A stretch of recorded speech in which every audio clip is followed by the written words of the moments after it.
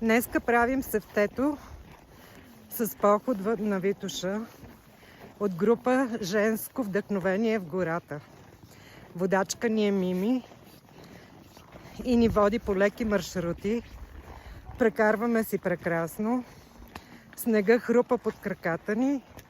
Навсякъде е бяло. Няма грам вятър. Грее слънце, а снега блести. Водачката отпред.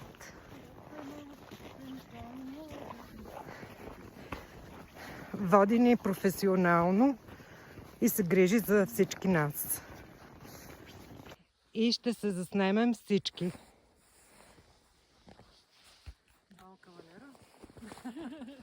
Да, бе, след това ключил. Чакай, там са само за жените, бе.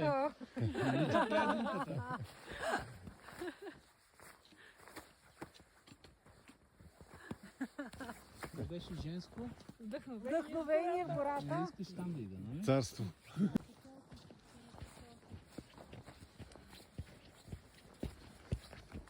Според мен с това име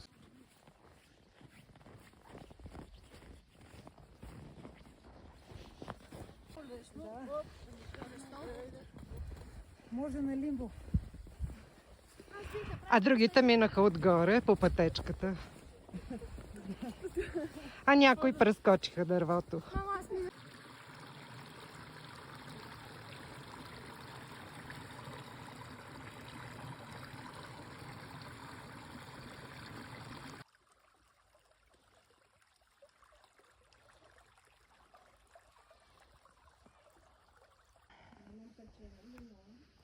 Добре, трябва да открия, която аз на бъдещето ми и съм я променила с AI, ама не точно. Не знам. Вече сме към края на маршрута си. Да, радваме се много, много ни е хубаво, много е приятно. Времето е страхотно с нас е. И Свети Стефан също. Младото ни водачка изчезна. Вече сме на края на маршрута си и приключваме.